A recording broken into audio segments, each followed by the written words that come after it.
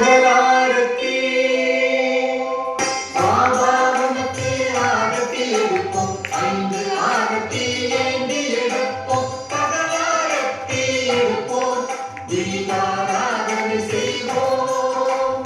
பாபா உனக்கு ஆரத்தி எடுப்போம், 5 ஆரத்தி ஏந்தி எடுப்போம்.